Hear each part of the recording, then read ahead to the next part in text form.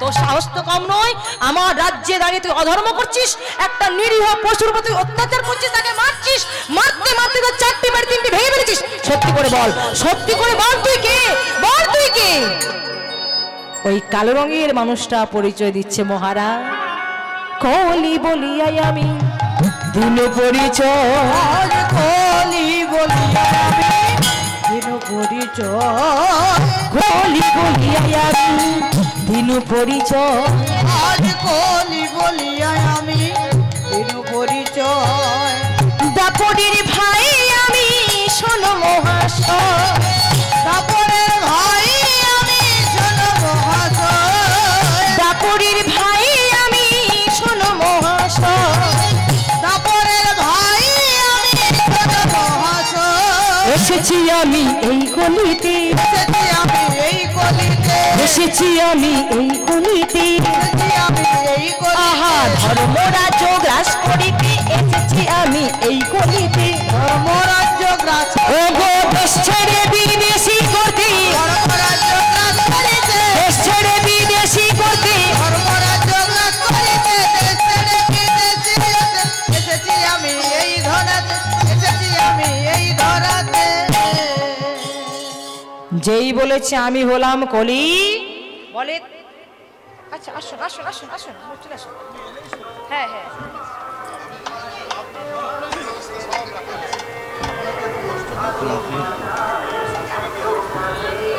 হরে কৃষ্ণ। সবাইকে যথাযোগ্য স্থানে যথাযোগ্য সম্মান জ্ঞাপন করে আজকের এই মহতী অনুষ্ঠান অনুষ্ঠিত হচ্ছে ৭৮ গ্রামীবাসী মাননীয় শ্রী বিবেক কুমার মাইতি, তৎসঙ্গে মাননীয়া পূর্ণিমা রানী মাইতির সহযোগিতা। আজকের যে নাম সংকীর্তন পালাগান করছেন মাননীয়া শ্রাবণী মান্না দাসী, গানে মুগ্ধ হয়ে ৭৮ গ্রামবাসী মাননীয় সুপ্রিয় মাইতি এবং অদ্রিজ মাইতি শ্রাবণী মান্না দাসীর গানে মুগ্ধ হয়ে ১০০ টাকা দান করলেন। দয়া করে আপনারা সমর্থন করবেন। তৎসঙ্গে খাগদা জালপাই গ্রামবাসী মাননীয় গৌরাঙ্গ প্রধান মহোদয়, উনিও ১০০ টাকা পুরস্কৃত করছেন সম্প্রদায় মহোদয়কে। তৎসঙ্গে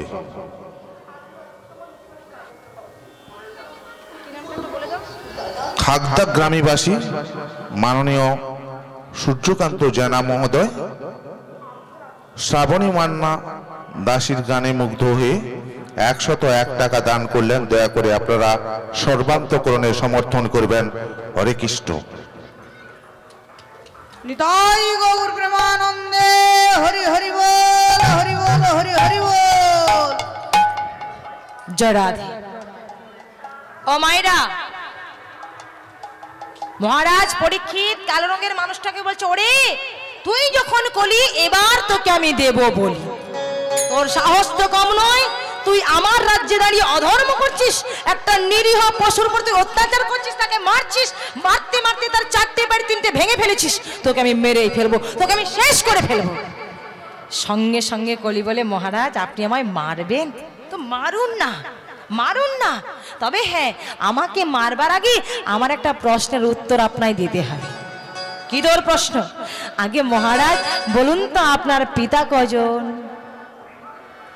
মায়েরা লক্ষ্য করুন, ওই কালো রঙের মানুষটা প্রশ্ন করছে, বলুন তো মহারাজ আপনার পিতা কজন? মহারাজ পরীক্ষিত বুক ফুলে উত্তর দিচ্ছে, আমার 5 জন পিতা। কি মায়েরা আপনারা জানেন তো পঞ্চপিতা? যিনি জন্ম দিয়েছেন তিনি বাবা, যিনি দীক্ষা দিয়েছেন গুরুদেব তিনি বাবা, যিনি দেশের ব্রাহ্মণ তিনি বাবা, যিনি দেশের রাজা তিনি বাবা, আর হিন্দু সনাতন ধর্মে বলদকে বাবা বলা হয়। এই পঞ্চপিতা। তা মহারাজ আপনার কথা মতো আপনি হলেন দেশের রাজা, আপনি হলেন পিতা, আর আমি হলাম প্রজা, অর্থাৎ আমি আপনার সন্তান। তা বাবা হয়ে সন্তানকে খুন করতে আসে, এটা আবার কেমন ধর্ম? এটা আমার কেমন ধর্ম? বলে, ওরে তুই দুষ্টু সন্তান, তুই বদমাশ সন্তান, তোকে মেরে ফেলবো, তোকে শেষ করে ফেলবো। বলে, মহারাজ ছেলে যতই দুষ্টুমি করুক না কেন, বাবা কি সত্যি সত্যি তাকে মেরে ফেলে? একটু থাকবার জায়গা দিন না মহারাজ, থাকার মতো একটু আশ্রয় দিন, একটু আশ্রয় হলেই আমার হয়ে যাবে। বলে ওরে তুই যে দুষ্টু ছেলে, দোকানে যেখানে আশ্রয় দেব সেখানে শুধু মারামারি কাটাকাটি হানাহানি চলবে। বলে মহারাজ ভালো ভালো জায়গা দেবেন কেন? জগতে তো অনেক নোংরা জায়গা রয়েছে, অনেক খারাপ খারাপ জায়গা রয়েছে, অন্তত বেছে বেছে সেই জায়গাগুলো আমায় দিন। মহারাজ পরীক্ষিত চিন্তা করলো, হ্যাঁ তাই তো, দাদু তো আমায় বলে গেছেন যে যার ঘর নেই তাকে ঘর করে দিতে হবে, হ্যাঁ, যার থাকার মতো জায়গা নেই তাকে থাকার জায়গা দিতে হবে, যার পোশাক নেই তাকে পোশাক কিনে দিতে হবে, যে খেতে পাচ্ছে না তার খাবারের ব্যবস্থা করতে হবে। আরে বাবা খারাপ হলেও তো আমারই সন্তান, তাহলে ও যেমন ছেলে ওকে আজকে তেমন জায়গা দেব। বেছে বেছে সেই নোংরা নোংরা খারাপ খারাপ জায়গা দিল। সেগুলো কেমন গো মাইরা? দ্রুত ক্রীড়া স্থান তব করিল দ্রুত ক্রীড়া স্থান তব করিল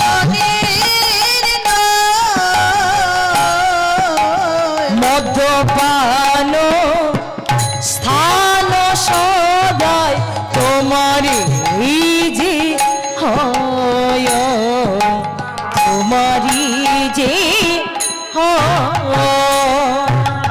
মদ্যপান স্থান তব তোমারি যে তোমারি যে বেশালয় স্থানে তুমি করিবে বাসতি।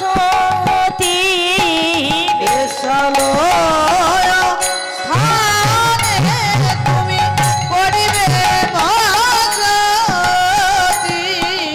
যেথা হবে প্রাণীবধ যাবে দ্রুত গতি, যাবে দ্রুত গতি। যেথা হবে প্রাণীবধ যাবে দ্রুত গতি, যাবে দ্রুত গতি। যাও যাও কলি যাও হে চলে, যাও যাও কলি যাও হে চলে, যাও যাও কলি যাও হে চলে, যাও যাও কলি যাও হে চলে। এই চারি স্থান দিলাম বলে, যাও যাও কলি যাও হে চলে, এই চারি স্থান দিলাম বলে। যাও যাও কলি যাও হে চলে। যেথা হবে প্রাণীবধ যাবে দ্রুত গতি, যাবে দ্রুত গতি। আজ যেথা হবে প্রাণীবধ যাবে দ্রুত গতি, যাবে দ্রুত গতি। লক্ষ্য করুন মায়েরা, সেদিন মহারাজ পরীক্ষিতকে মহারাজ পরীক্ষিত কলিকে কোন কোন জায়গায় স্থান দিলেন। যেখানে তাস খেলা হবে সেখানে তুমি থাকবে, যেখানে মদ্যপান সেখানে তুমি থাকবে, যেখানে নারী নির্যাতন সেখানে তুমি থাকবে, আর যেখানে জীব হত্যা হবে সেখানেই তুমি থাকবে। এই চারটি জায়গায় আশ্রয় দিয়েছে। এখন কলি চিন্তা করলো, মহারাজ আজকে আমায় যে চারটে জায়গা দিয়েছে, উনি যতদিন সিংহাসনে থাকবেন ততদিনই কেউ তো এই তাসও খেলবে না, মদ্যপানও করবে না, নারী নির্যাতন করবে না, আবার কেউ জীব হত্যাও তো করবে না। তাহলে আমি যে কলি আমার চলবে কি করে? আমি যে কলি আমার চলবে কি করে? আমি যেখানে থাকবো সেখানে জীব হত্যা হবে, নারী নির্যাতন হবে, তাস খেলা হবে, মদ্যপান সব কিছু হবে। কিন্তু উনি যতদিন থাকবেন ততদিন তো কেউ কিছু করবে না, তাহলে আমার চলবে কি করে? ছলনা করলেন। মহারাজ মহারাজ আপনি কত ভালো, আপনি কত দয়ালু, আপনি কত ধার্মিক, বিশ্বাস করেন মহারাজ, আমার পরিবারটা তো বড়, তাই 4টে জায়গায় আমার হবে না। আর অন্তত একটা জায়গা দিন, অন্তত একটা জায়গা দিন, ওই একটা হলেই আমার হয়ে যাবে। যেই বলেছে এখন একটা দিতে হবে, সঙ্গে সঙ্গে রাজা ভাবনা চিন্তা করে আর একটা জায়গায় আশ্রয় দিল। এখন একটা জায়গা, সেটা কোন জায়গায়? এত শুনি নরপতি করি অনুমতি, করেন অনুমতি, কাঞ্চনে যাইয়া তুমি করহ বসতি। ওহো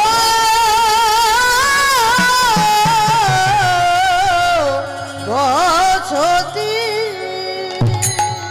কাঞ্চনে যাইয়া তুমি করহ বসতি। ও মা, কাঞ্চন মানে বোঝেন?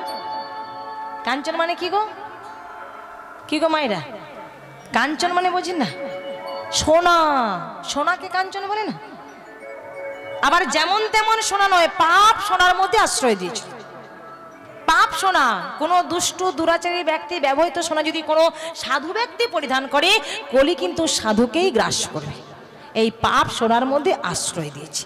যেই 5 নম্বর জায়গাটা দিয়েছে, কলিও মনে মনে প্রতিজ্ঞা করছে, মহারাজ সবার আগে তোমায় ধরবো, সবার আগে তোমায় ধরবো, আমি সবার আগে তোমায় ধরবো, সবার আগে তোমায় ধরবো, আমি ধর্মরাজ্য গ্রাস করিব, সবার আগে তোমায় ধরবো, ধর্মরাজ্য গ্রাস করিব, আহা দেশ ছেড়ে বিদেশি করবো, ধর্মরাজ্য গ্রাস করিব, ছেড়ে বিদেশি করবো, ধর্মরাজ্য গ্রাস করিব, দেশ ছেড়ে বিদেশি করবো, ধর্মরাজ্য গ্রাস করিব, দেশ ছেড়ে বিদেশি করব, ধর্মরাজ্য গ্রাস করিব, সবার আগে তোমায় ধরবো, সবার আগে তোমায় সবার আগে তোমায় ধরবো।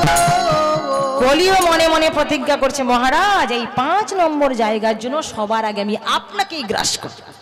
যেই কলি চলে গেল, মহারাজ সারা রাজ্যে ঘোষণা করে দিলেন যে আজ থেকে তোমরা কেউ তাস খেলবে না, কেউ মদ্যপান করবে না, কেউ নারী নির্যাতন করবে না, কেউ জীব হত্যা করবে না, আর কেউ কখনো পাপ সোনা গ্রহণ করবে না। হরি হরি বল। সবাই করেছে কি? রাজার আদেশ মাথা পেতে নিয়েছে।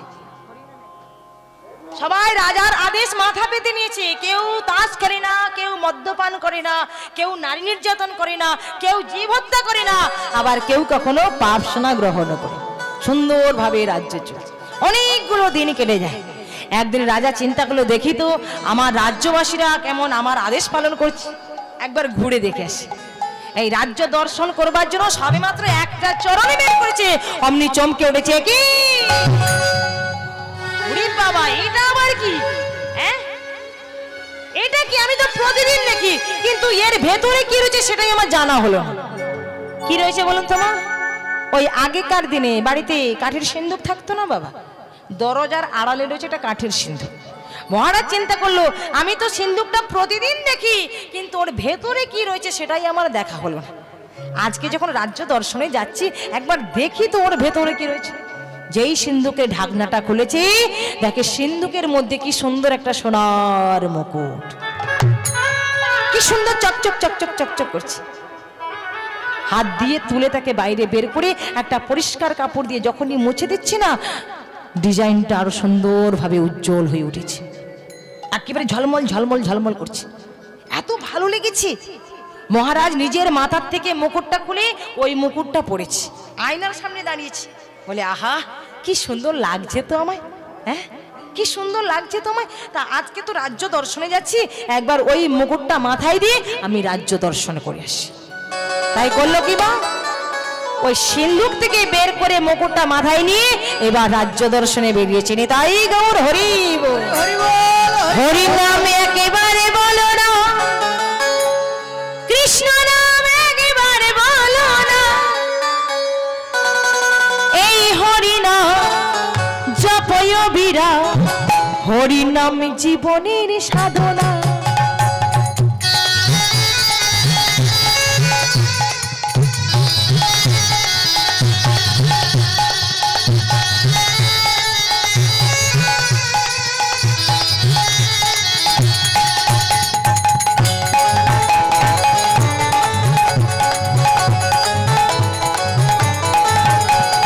হরি নাম একেবারে বলো না, কৃষ্ণ নাম একেবারে বলো না, এই হরি নাম জপয় বীরা, হরি নাম জীবনের সাধনা।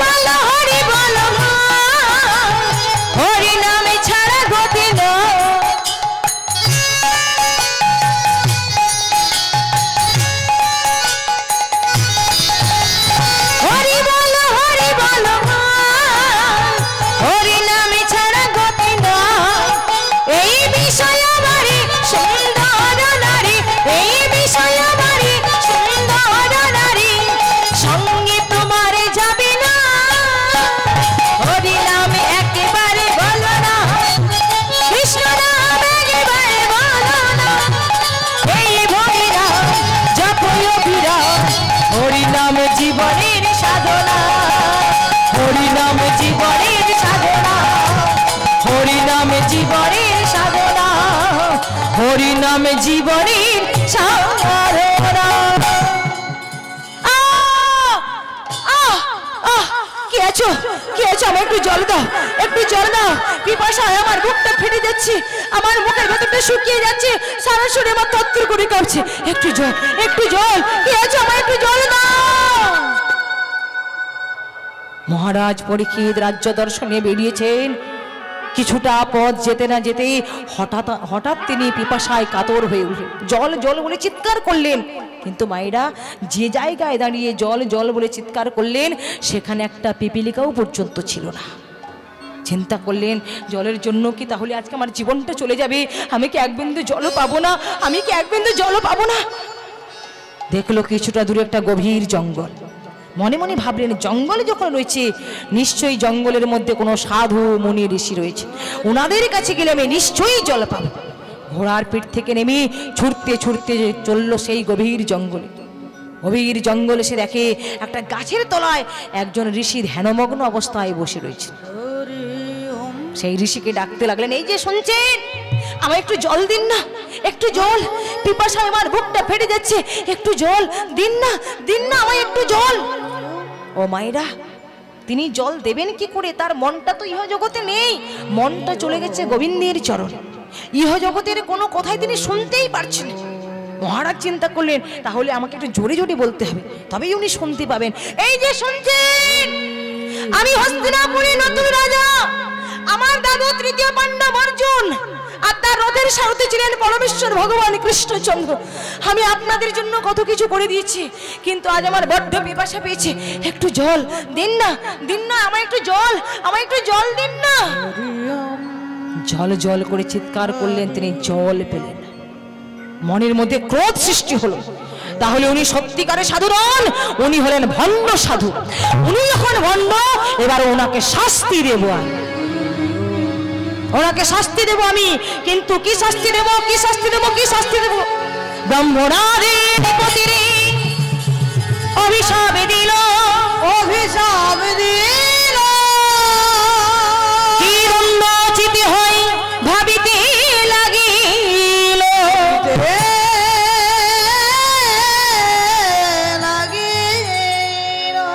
কি শাস্তি দেব, কি শাস্তি দেব, কি শাস্তি দেব?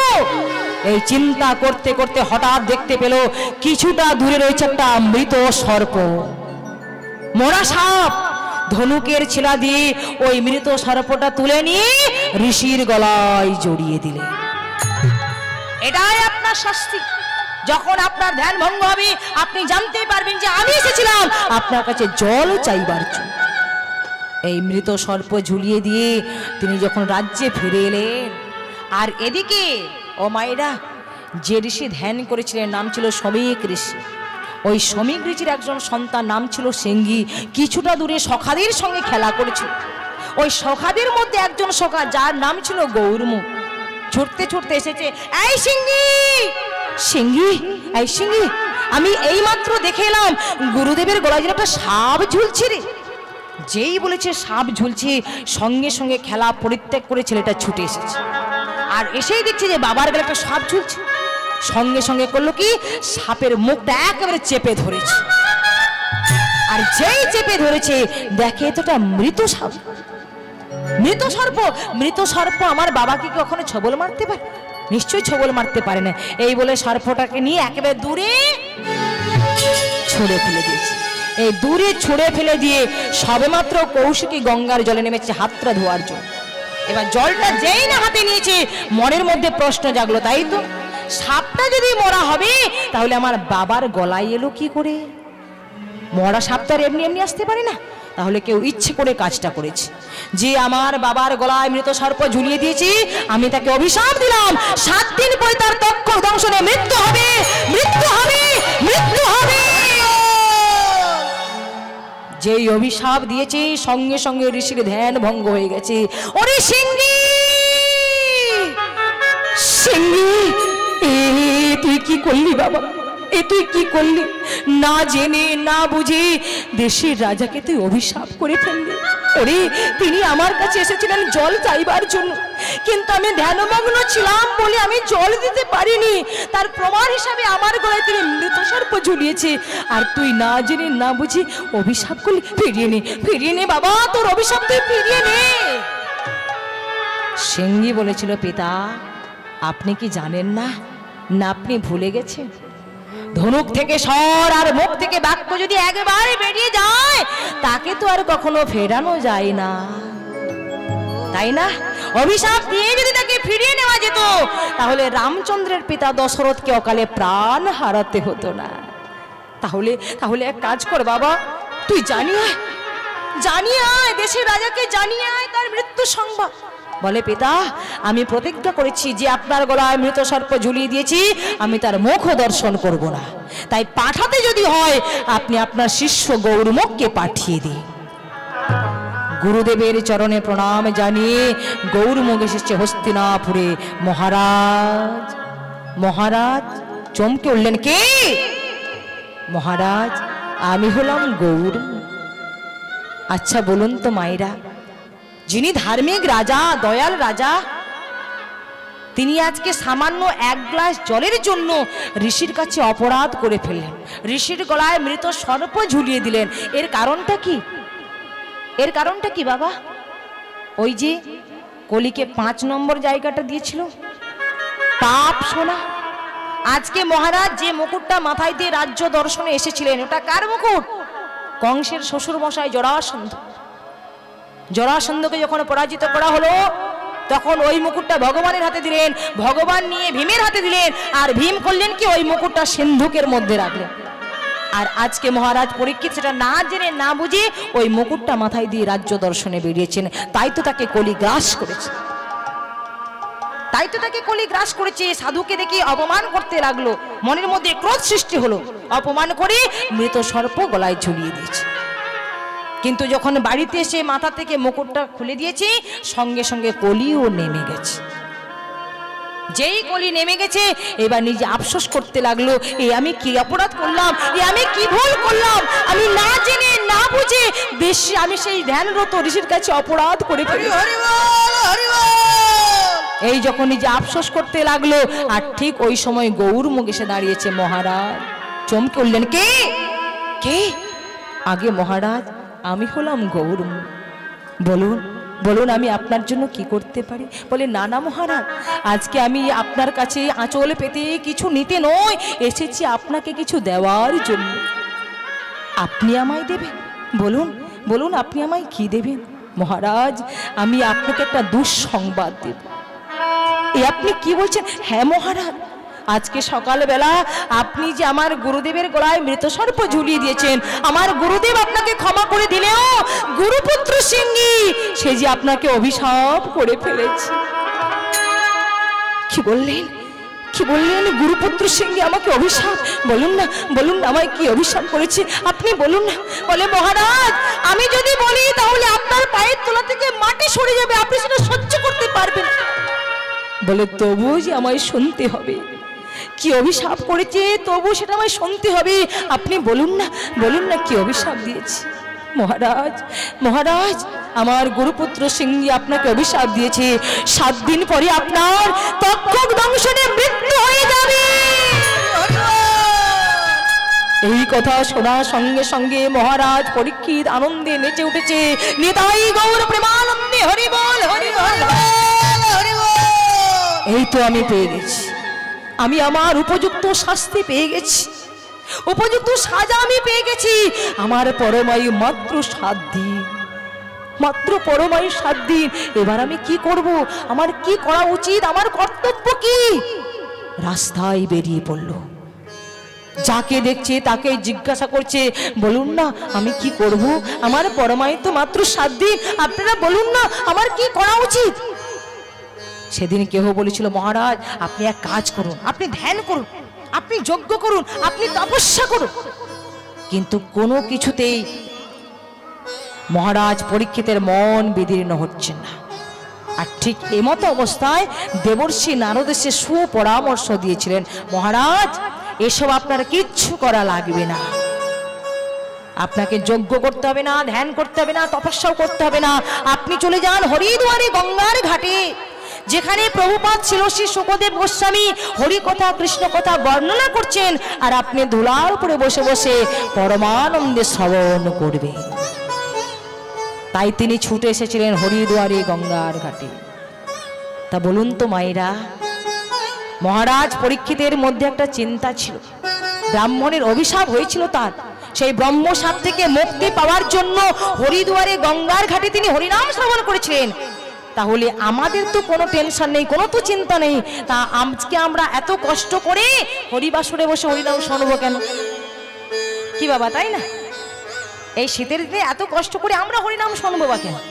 বলে হ্যাঁ গো, মহারাজ পরীক্ষিত তিনি তো তবু জানতে পেরেছিলেন যে তার পরমায়ু মাত্র 7 দিন।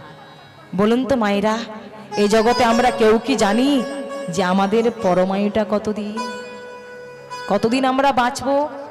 একথা আমরা কেউ জানি? জানি। তবে হ্যাঁ, আমরা আর বেশি দিন নয়, মনে রাখবেন মায়েরা, আমাদের পরমায়ু মাত্র 7টা দিন। এই 7টা দিনের মধ্যে আমাদের সবাইকে কিন্তু বিদায় নিতে হবে, তাই না? যেদিন আমাদের দেহ থেকে প্রাণ পাখিটা চলে যাবে, হয় সেদিন রবিবার, সোমবার, মঙ্গলবার, বুধবার, বৃহস্পতিবার, শুক্রবার কিংবা শনিবার, কোনো না কোনো একটা বারের মধ্যে আমাদের দেহ থেকে প্রাণ পাখিটা চলে যাবে। তাহলে আমরা জীবনে চলার পথে বলার পথে কত অন্যায় করে চলেছি, কত অপরাধ করে চলেছি, আর সেই অপরাধ থেকে মুক্তি পেতে হলে আমাদেরকে ওই যে হরিনাম শুনতে হবে। না তাই গৌর হরি হরি হরি হে মাধব, তোমার রূপে যায় বলিহারি বলিহারি, তোমার রূপে যায় বলিহারি। হে মাধব, তোমার রূপে জয় বলিহারি বলিহারি, তোমার রূপে জয় বলিহারি। তুমি নিত্য, তুমি সত্য, তুমি আদি, তুমি অন্ত, তুমি নিত্য, তুমি সত্য, তুমি আদি, তুমি অন্ত। তুমি নিত্য, তুমি সত্য, তুমি আদি, তুমি অন্ত, তোমারই প্রেমে সদাই আমি যে ভিখারি, তোমারই প্রেমে সদাই আমি যে ভিখারি। হে মাধব, নিতাই গৌর জয় বলিহারি বলিহারি, তোমার রূপে জয় বলিহারি বলিহারি, তোমার রূপে জয় বলিহারি। এলেন হরিদ্বারে গঙ্গার ঘাটে। হে ঋষিবর, আপনি কৃপা করে বলুন আমি এখন কি করব?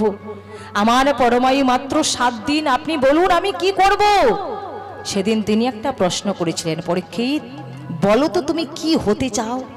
দীর্ঘজীবী হতে চাও না দিব্যজীবী হতে চাও? কত বড় প্রশ্ন করলেন যে বলো তুমি কি হতে চাও, দীর্ঘজীবী হতে চাও না দিব্যজীবী হতে চাও? তিনি বলেছিলেন হে ঋষিবর, তাহলে আপনি কৃপা করে বলুন কোনটার মানে কি? দীর্ঘজীবী মানে কি আর দিব্যজীবী মানে কি? কি বাবা, বড়রা যখন ছোটদের আশীর্বাদ করে মাথায় হাত রেখে বলে না বাবা তুমি দীর্ঘজীবী হও, মানে তুমি অনেক দিন বেঁচে থাকো, এটাই হয় তার অর্থ। আর দিব্যজীবী, ভগবানের তত্ত্বকে হৃদয়ঙ্কন করে যদি কেউ মরতে পারে, একমাত্র সেটাই হলো দিব্যজীবী। হরি হরি বল, হরি বল। তাহলে হে ঋষিবর, আমার দীর্ঘজীবী হওয়ার দরকার নেই, দয়া করে আপনি আমায় দিব্যজীবী করে দিন।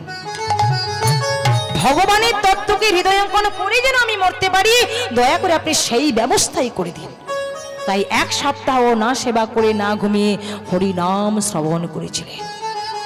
যখন 1 সপ্তাহ পার হয়ে গেল, মা উত্তরা দেবী হাতে একটা ফল নিয়ে বলেছিল, ওরে এই ফলটা সেবা করে তুই তোর ব্রত ভঙ্গ কর।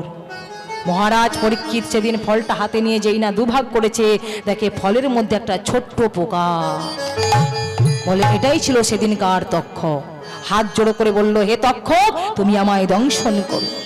তক্ষক বলেছিল, মহারাজ কি করে দংশন করব? আপনি যে 1 সপ্তাহ হরিনাম শ্রবণ করেছেন, ভাগবতে কত আস্বাদন করেছেন, এই ভাগবতে কত আস্বাদন করবার পরে যদি আপনার তক্ষক দংশনের মৃত্যু হয়, তাহলে আজ থেকে কেউ আর হরিনাম শুনবে না, ভাগবতে কথা শুনবে না। আর যদি দংশন না করি, ওদিকে আবার ব্রাহ্মণের অভিশাপও যে মিথ্যে হয়ে যাবে। তাহলে উপায় কি? না, আপনি হরিনাম করুন। এই হরিনাম করতে করতে যখন আপনার জীবাত্মাটা পরমাত্মা রূপী ভগবানের চরণে চলে যাবে, তখন আমি আপনার এই নশ্বর দেহটাকেই দংশন করব। যেই এই কথা বলল, উচ্চস্বরে গাইতে লাগল, হরে কৃষ্ণ হরে কৃষ্ণ কৃষ্ণ হরে কৃষ্ণ কৃষ্ণ কৃষ্ণ হরে হরে কৃষ্ণ হরে হরে হরে রাম হরে রাম হরে রাম রাম রাম হরে হরে রাম হরে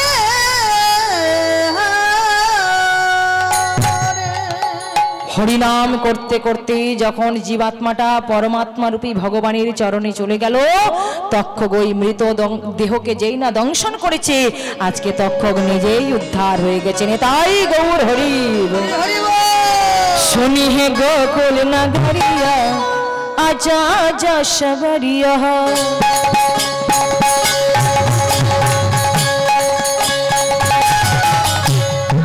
सुनी है गोकुल नगरिया आजा आजा शबरिया, गोकुल नगरिया आजा आजा शबरिया आजा शबरिया रे आजा शबरिया, आजा शबरिया रे आजा शबरिया आजा शबरिया रे आजा शबरिया, आजा शबरिया रे आजा शबरिया। सुनी है गोकुल नगरिया आजा आजा शबरिया, गोकुल नगरिया आजा आजा शबरिया।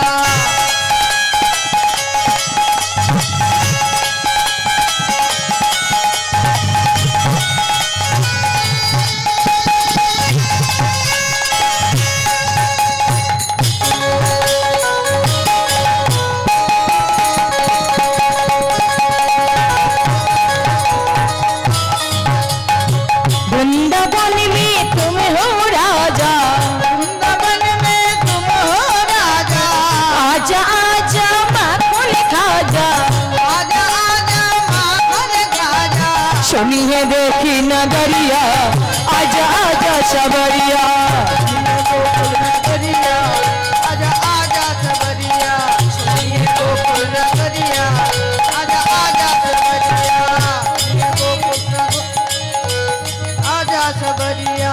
सुनिए गोकुल नगरिया आजा आजा शबरिया। जय राधे। আসুন আজকে আমরা এখানে লীলা বিশ্রাম করলাম। ভক্তমণ্ডলী ভক্তিমতী মায়েরা এখনো যিনারা প্রসাদ সেবা করতে বাকি রয়েছেন, কেউ প্রসাদ না পেয়ে চলে যাবেন না, সকলে প্রসাদ পাবেন, তারপরে নিজ গৃহে ফিরে যাবেন। এত সময় ধরে এই শীতের রাত্রিতে আপনারা যে ধৈর্যের পরীক্ষা দিলেন, সুমধুর লীলারস আস্বাদন করলেন, গোবিন্দের কাছে প্রার্থনা করব তিনি যেন আপনাদের সবার মনের বাসনা পূরণ করেন, যেন সবার ইচ্ছে তিনি পূরণ করেন। প্রেম সে বলুন নিতাই গৌর প্রেমানন্দে। হরি হরি।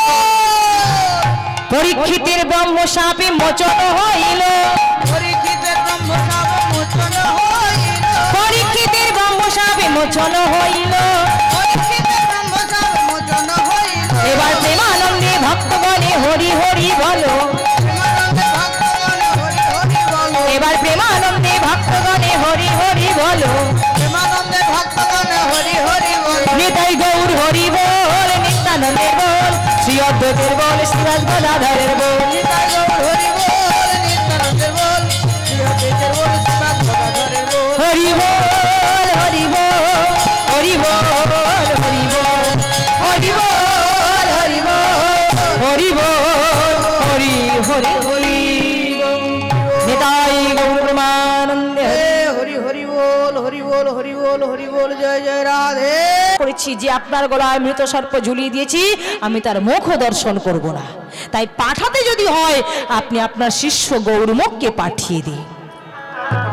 গুরুদেবের চরণে প্রণাম জানিয়ে গৌরমুখ এসেছে হস্তিনাপুরে। মহারাজ মহারাজ চমকে উঠলেন, কে? মহারাজ আমি হলাম গৌর।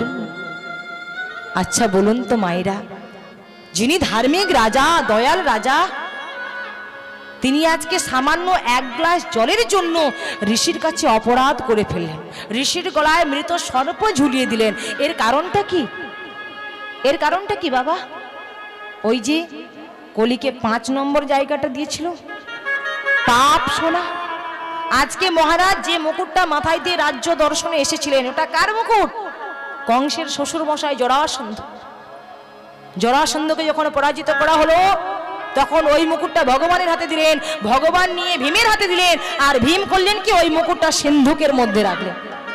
আর আজকে মহারাজ পরীক্ষিত সেটা না জেনে না বুঝে ওই মুকুটটা মাথায় দিয়ে রাজ্য দর্শনে বেরিয়েছেন। তাই তো তাকে কলি গ্রাস করেছে, তাই তো তাকে কলি গ্রাস করেছে। সাধুকে দেখে অপমান করতে লাগলো, মনের মধ্যে ক্রোধ সৃষ্টি হলো, অপমান করে মৃত সর্প গলায় ঝুলিয়ে দিয়েছে।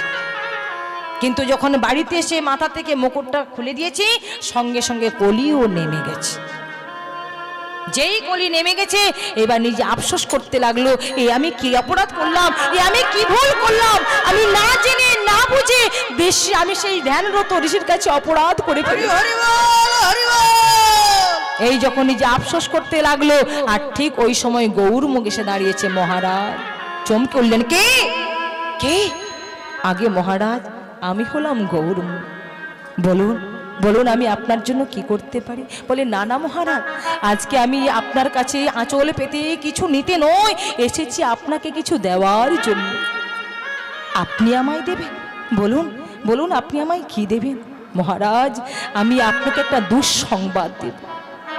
এ আপনি কি বলছেন? হ্যাঁ মহারাজ, আজকে সকালবেলা আপনি যে আমার গুরুদেবের গলায় মৃত সর্প ঝুলিয়ে দিয়েছেন, আমার গুরুদেব আপনাকে ক্ষমা করে দিলেও গুরুপুত্র সিংহী সে যে আপনাকে অভিশাপ করে ফেলেছে। কি বললেন? কি বললেন? গুরুপুত্র সিংহী আমাকে অভিশাপ? বলুন না বলুন না আমায় কি অভিশাপ করেছে আপনি বলুন না। বলে মহারাজ আমি যদি বলি তাহলে আপনার পায়ের তলা থেকে মাটি সরে যাবে, আপনি সেটা সহ্য করতে পারবেন। বলে তবু যে আমায় শুনতে হবে, কি অভিশাপ করেছে তবু সেটা আমায় শুনতে হবে। আপনি বলুন না কি অভিশাপ দিয়েছে। মহারাজ মহারাজ আমার গুরুপুত্র সিংহী আপনাকে অভিশাপ দিয়েছে, 7 দিন পরে আপনার তক্ষক দংশনে মৃত্যু হয়ে যাবে। এই কথা শোনার সঙ্গে সঙ্গে মহারাজ পরীক্ষিত আনন্দে নেচে উঠেছে। নিতাই গৌর প্রেমানন্দে হরি বল হরি বল হরি বল। এই তো আমি পেয়ে গেছি, আমি আমার উপযুক্ত শাস্তি পেয়ে গেছি, উপযুক্ত সাজা আমি পেয়ে গেছি। আমার পরমায়ু মাত্র 7 দিন, মাত্র পরমায়ু 7 দিন। এবার আমি কি করব? আমার কি করা উচিত? আমার কর্তব্য কি? রাস্তায় বেরিয়ে পড়ল, যাকে দেখছে তাকে জিজ্ঞাসা করছে, বলুন না আমি কি করব? আমার পরমায়ু তো মাত্র 7 দিন, আপনারা বলুন না আমার কি করা উচিত? সেদিন কেহ বলেছিল, মহারাজ আপনি এক কাজ করুন, আপনি ধ্যান করুন, আপনি যজ্ঞ করুন, আপনি তপস্যা করুন। কিন্তু কোনো কিছুতেই মহারাজ পরীক্ষিতের মন বিদীর্ণ হচ্ছে না। আর ঠিক এমতো অবস্থায় দেবর্ষি নারদ এসে সুপরামর্শ দিয়েছিলেন, মহারাজ এসব আপনার কিচ্ছু করা লাগবে না, আপনাকে যজ্ঞ করতে হবে না, ধ্যান করতে হবে না, তপস্যাও করতে হবে না। আপনি চলে যান হরিদ্বারে গঙ্গার ঘাটে, যেখানে প্রভুপাদ ছিল শ্রী শুকদেব গোস্বামী হরি কথা কৃষ্ণ কথা বর্ণনা করছেন, আর আপনি ধুলার উপরে বসে বসে পরমানন্দে শ্রবণ করবেন। তাই তিনি ছুটে এসেছিলেন হরিদ্বারে গঙ্গার ঘাটে। তা বলুন তো মায়েরা, মহারাজ পরীক্ষিতের মধ্যে একটা চিন্তা ছিল, ব্রাহ্মণের অভিশাপ হয়েছিল তার, সেই ব্রহ্মশাপ থেকে মুক্তি পাওয়ার জন্য হরিদ্বারে গঙ্গার ঘাটে তিনি হরিনাম শ্রবণ করেছিলেন। তাহলে আমাদের তো কোনো টেনশন নেই, কোনো তো চিন্তা নেই। তা আজকে আমরা এত কষ্ট করে হরিবাসরে বসে হরিনাম শুনবো কেন? কি বাবা, তাই না? এই শীতের দিনে এত কষ্ট করে আমরা হরিনাম শুনবো বা কেন? বলে হ্যাঁ গো, মহারাজ পরীক্ষিত তিনি তো তবু জানতে পেরেছিলেন যে তার পরমায়ু মাত্র 7 দিন। বলুন তো মায়েরা, এই জগতে আমরা কেউ কি জানি যে আমাদের পরমায়ুটা কতদিন, কতদিন আমরা বাঁচবো? একথা আমরা কেউ জানি? জানি। তবে হ্যাঁ, আমরা আর বেশি দিন নয়, মনে রাখবেন মায়েরা, আমাদের পরমায়ু মাত্র 7টা দিন। এই 7টা দিনের মধ্যে আমাদের সবাইকে কিন্তু বিদায় নিতে হবে, তাই না? যেদিন আমাদের দেহ থেকে প্রাণ পাখিটা চলে যাবে, হয় সেদিন রবিবার, সোমবার, মঙ্গলবার, বুধবার, বৃহস্পতিবার, শুক্রবার কিংবা শনিবার, কোনো না কোনো একটা বারের মধ্যে আমাদের দেহ থেকে প্রাণ পাখিটা চলে যাবে। তাহলে আমরা জীবনে চলার পথে বলার পথে কত অন্যায় করে চলেছি, কত অপরাধ করে চলেছি, আর সেই অপরাধ থেকে মুক্তি পেতে হলে আমাদেরকে ওই যে হরিনাম শুনতে হবে। না তাই গৌর হরি হরি হরি বল। হে মাধব তোমার রূপে যায় বলিহারি বলিহারি, তোমার রূপে যায় বলিহারি। হে মাধব তোমার রূপে জয় বলিহারি বলিহারি, তোমার রূপে জয় বলিহারি। তুমি নিত্য, তুমি সত্য, তুমি আদি, তুমি অন্ত, তুমি নিত্য, তুমি সত্য, তুমি আদি, তুমি অন্ত। তুমি নিত্য, তুমি সত্য, তুমি আদি, তুমি অন্ত, তোমারই প্রেমে সদাই আমি যে ভিখারি, তোমারই প্রেমে সদাই আমি যে ভিখারি। হে মাধব নিতাই গৌর জয় বলিহারি বলিহারি, তোমার রূপে জয় বলিহারি বলিহারি, তোমার রূপে জয় বলিহারি। এলেন হরিদ্বারে গঙ্গার ঘাটে। হে ঋষিবর আপনি কৃপা করে বলুন আমি এখন কি করব? আমার পরমায়ু মাত্র 7 দিন, আপনি বলুন আমি কি করব? সেদিন তিনি একটা প্রশ্ন করেছিলেন, পরীক্ষিত বলো তো তুমি কি হতে চাও? দীর্ঘজীবী হতে চাও না দিব্যজীবী হতে চাও? কত বড় প্রশ্ন করলেন যে বলো তুমি কি হতে চাও, দীর্ঘজীবী হতে চাও না দিব্যজীবী হতে চাও? তিনি বলেছিলেন হে ঋষিবর তাহলে আপনি কৃপা করে বলুন কোনটার মানে কি? দীর্ঘজীবী মানে কি আর দিব্যজীবী মানে কি? কি বাবা, বড়রা যখন ছোটদের আশীর্বাদ করে মাথায় হাত রেখে বলে না বাবা তুমি দীর্ঘজীবী হও, মানে তুমি অনেক দিন বেঁচে থাকো, এটাই হয় তার অর্থ। আর দিব্যজীবী ভগবানের তত্ত্বকে হৃদয়ঙ্কন করে যদি কেউ মরতে পারে একমাত্র সেটাই হলো দিব্যজীবী। হরি হরি বল হরি বল। তাহলে হে ঋষিবর আমার দীর্ঘজীবী হওয়ার দরকার নেই, দয়া করে আপনি আমায় দিব্যজীবী করে দিন। ভগবানের তত্ত্বকে হৃদয়ঙ্কন করে যেন আমি মরতে পারি দয়া করে আপনি সেই ব্যবস্থাই করে দিন। তাই 1 সপ্তাহ না সেবা করে না ঘুমিয়ে হরি নাম শ্রবণ করেছিলেন। যখন 1 সপ্তাহ পার হয়ে গেল মা উত্তরা দেবী হাতে একটা ফল নিয়ে বলেছিল ওরে এই ফলটা সেবা করে তুই তোর ব্রত ভঙ্গ কর। মহারাজ পরীক্ষিত সেদিন ফলটা হাতে নিয়ে যেই না দুভাগ করেছে দেখে ফলের মধ্যে একটা ছোট্ট পোকা। বলে এটাই ছিল সেদিনকার তক্ষক। হাত জোড়ো করে বলল হে তক্ষক তুমি আমায় দংশন করো। তক্ষক বলেছিল মহারাজ কি করে দংশন করব? আপনি যে 1 সপ্তাহ হরিনাম শ্রবণ করেছেন, ভাগবতে কথা আস্বাদন করেছেন, এই ভাগবতে কথা আস্বাদন করবার পরে যদি আপনার তক্ষক দংশনের মৃত্যু হয় তাহলে আজ থেকে কেউ আর হরিনাম শুনবে না, ভাগবতে কথা শুনবে না। আর যদি দংশন না করি ওদিকে আবার ব্রাহ্মণের অভিশাপও যে মিথ্যে হয়ে যাবে। তাহলে উপায় কি না আপনি হরিনাম করুন। এই হরিনাম করতে করতে যখন আপনার জীবাত্মাটা পরমাত্মা রূপী ভগবানের চরণে চলে যাবে তখন আমি আপনার এই নশ্বর দেহটাকেই দংশন করব। যেই এই কথা বলল উচ্চস্বরে গাইতে লাগলো হরে কৃষ্ণ কৃষ্ণ হরে কৃষ্ণ কৃষ্ণ কৃষ্ণ হরে হরে কৃষ্ণ হরে হরে হরে রাম হরে রাম রাম হরে রাম রাম রাম হরে হরে রাম হরে হরে। হরিনাম করতে করতে যখন জীবাত্মাটা পরমাত্মা রূপী ভগবানের চরণে চলে গেল তক্ষক ওই মৃত দেহকে যেই না দংশন করেছে আজকে তক্ষক নিজেই উদ্ধার হয়ে গেছেন। তাই গৌর হরি হরি বল। শুনি হে গোকুল নগরিয়া आजा आजा शबरिया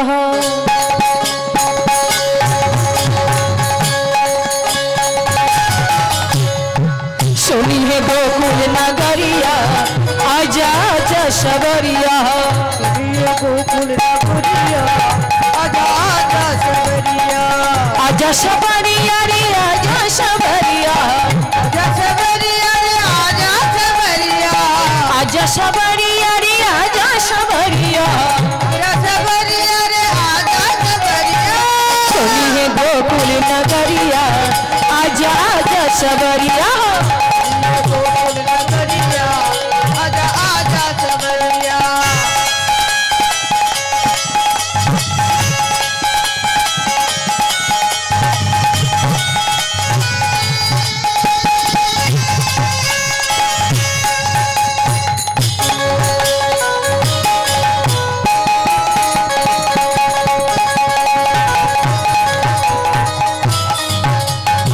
वृंदावन में तुम हो राजा वृंदावन में तुम हो राजा आजा आजा माखन खाजा आजा आजा माखन खाजा सुनी है देखी नगरिया आजा आजा शबरिया गोकुल नगरिया आजा आजा शबरिया सुनिए गोकुल नगरिया आजा आजा शबरिया आजा शबरिया सुनिए गोकुल नगरिया आजा आजा शबरिया जय राधे আসুন আজকে আমরা এখানে লীলা বিশ্রাম করলাম ভক্তমণ্ডলী ভক্তিমতী মায়েরা এখনো যিনারা প্রসাদ সেবা করতে বাকি রয়েছেন কেউ প্রসাদ না পেয়ে চলে যাবেন না সকলে প্রসাদ পাবেন তারপরে নিজ গৃহে ফিরে যাবেন এত সময় ধরে এই শীতের রাত্রিতে আপনারা যে ধৈর্যের পরীক্ষা দিলেন সুমধু লীলারস আস্বাদন করলেন গোবিন্দের কাছে প্রার্থনা করব তিনি যেন আপনাদের সবার মনের বাসনা পূরণ করেন যেন সবার ইচ্ছে তিনি পূরণ করেন প্রেম সে বলুন নিতাই গৌর প্রেমানন্দে হরি হরি পরীক্ষিতের ব্রহ্মশাপে মোচন হইল পরীক্ষিতের ব্রহ্মশাপ মোচন হইল পরীক্ষিতের ব্রহ্মশাপে মোচন হইল পরীক্ষিতের ব্রহ্মশাপ মোচন হইল এবার প্রেমানন্দে ভক্তগণে হরি হরি বলো প্রেমানন্দে ভক্তগণ হরি হরি বলো এবার প্রেমানন্দে ভক্তগণে হরি হরি বলো প্রেমানন্দে ভক্তগণ হরি হরি বলো নিতাই গৌর হরি বল নিত্যানন্দের বল শ্রী অদ্বৈতের বল শ্রীবাস গদাধরের বল নিতাই গৌর হরি বল নিত্যানন্দের বল শ্রী অদ্বৈতের বল শ্রীবাস গদাধরের বল হরি বল হরি বল হরি বল হরি বল হরি বল হরি বল হরি বল হরি হরি হরি নিতাই গৌর প্রেমানন্দে হরি হরি বল হরি বল হরি বল হরি বল জয় জয় রাধে।